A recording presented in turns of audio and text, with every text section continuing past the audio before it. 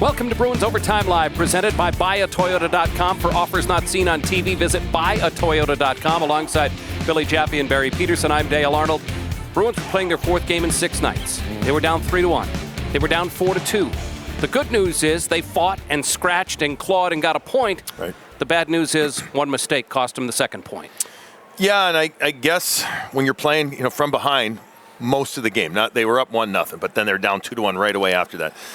It's cliche again. I've used that word a few times tonight, but it's a hard thing to do. Keep playing from behind all the time. So great that they got back into it in the third. They showed, especially that one line, Pastrnak and Zacha and Geekie, they showed that gumption, that fortitude to come back. Pastrnak, we need to see the top 6 do something. Yep. And one third, or one half, I should say, of the top 6 did. But they didn't get rewarded in OT, and it was a fortuitous bounce.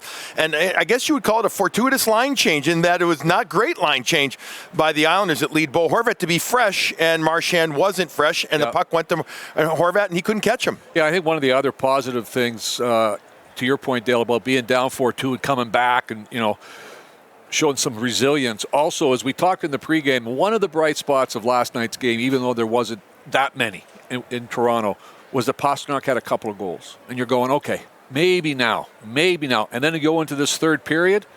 I can't wait now for the next couple of weeks to watch where he takes this game because they need his offense so bad. Well, you're right. But they're going to need somebody else to help them big time. I'm just going to worry about this one first, and then you can worry about the other one, okay? I hear Tommy McVee's booming bass voice in my ear going, catch-up hockey is losing hockey. Yeah, and he's probably right. Let's talk about the Bruins in sudden death overtime, where, as Brick said, they dominated. Oh, did they ever? Outshot 4-1, and a good job with puck possession, and we were talking about here. This was the first one. Pastrnak looked like he just wanted to get Sorokin to kind of go to his left, Billy, then come back. He wasn't able to. And this was the one Marchand got right in the slot. And we thought from our angle that it hit the post, but obviously Sorokin's glove and another nice puck possession here. Look at Geekie. He wants that puck so bad, doesn't he? I wanted him to give it to Geekie as well. So bad. Here's another good play as the puck is moved over, and Zadorov, who got a rare overtime shift, was staying out there. He was having a good time, and I was waiting. I was saying to Barry, I can't wait to see the big man let it go, and he didn't get the full rocket off, but he ends up getting a one-timer off. So you'd say Sorokin came through in the overtime, and again, it ended up being I don't think the Bruins were frustrated. It's just that's what overtime is. It's just 3-on-3. There's a ton of open ice, and after the Marchand opportunity doesn't go in, away went Bo Horvat. Yeah, we also were talking too, Dale, about the fact it was a 5-4 hockey game, but your goalie was pretty darn good. It was excellent. I mean, he had to make some big saves early to allow you to kind of crawl back into this thing. All right, we'll get you to what ended up being the game-winning play here in sudden death overtime. A Brad Marchand opportunity at one end and a Bo Horvat breakaway at the other. Yeah, and it's good play by McAvoy. He's going to drop the puck back to Marchand because, he's open in the high triangle there. And then Bo Horvat just takes off. I mean, that's what it is. And 12th goal of the season for the guy that brought over from Vancouver last year, pretty much around this time. And the Islanders, for the first time in 11 games, I think it is, right? Bruins were 10-0-2. Well, they still haven't lost in regulation to the Islanders here, but they end up winning in here. But that was just a puck that barely got through Korpisalo. From down here, Barry, I thought it ended up going 5-0, but it ends up going through the body. There's the example of the change where Horvat's coming late. Marchand's looking up. He doesn't even really expect Horvat to be there. Right, he's behind him. Yeah, he's behind him. He thinks he's in front of him. He just can't get a feel. And then again, as you had said, Horvat came off the ice. He was much fresher and just pulled away from Marchand, who got caught out there, a couple of shifts. Marchand didn't even touch the puck after he shot it, right? It ends up getting behind him. And it would have taken an extremely fresh player to have a chance to catch up to Bo Horvat. All right, let's backtrack to the third period. Bruins were trailing 4-2. Second time in the game they trailed by a pair, and David Pastrnak came up big. Well, and what a gorgeous pass this is going to be from 39 from Morgan Geekie. Good forward check. That's going to help initiate things. Here's the turnover.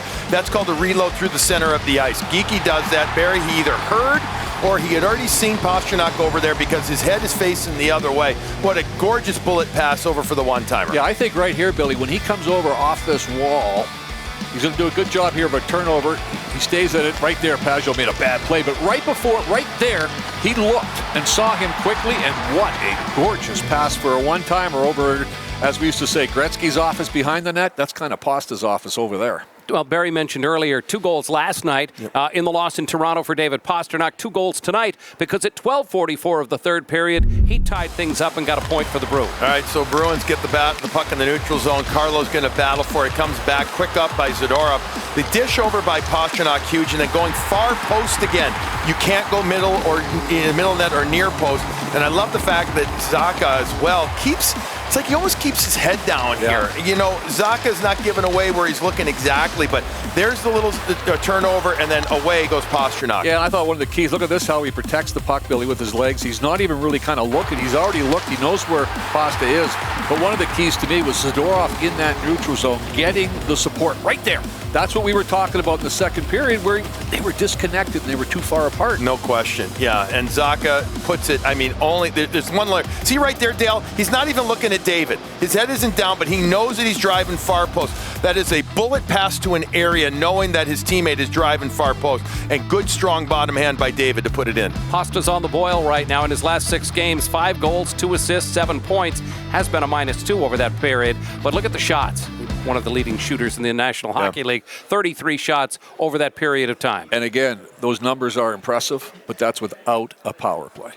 If you had a power play going at a half-decent pace, the offensive numbers would look much better. You'd hope, right? You should. Yeah.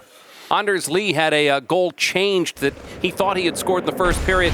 No problem. He picks up 2 more anyway. Yeah, he had a heck of a game, man. Every time on the ice, we knew where he was, Billy. Good speed through the neutral zone. One pass beats him here, and he just comes right in. He uses the door up the defenseman there as a decoy and comes top shelf. Normally, we're going to say you shouldn't kind of score from that spot, but with Dobson there being kind of a decoy, he just put this thing upstairs, and then here, early in the third period, he just protects the puck, takes it to his backhand on a nice pass, and roofs it. Yeah, and here McAvoy's battling, all right? Now the puck comes deep.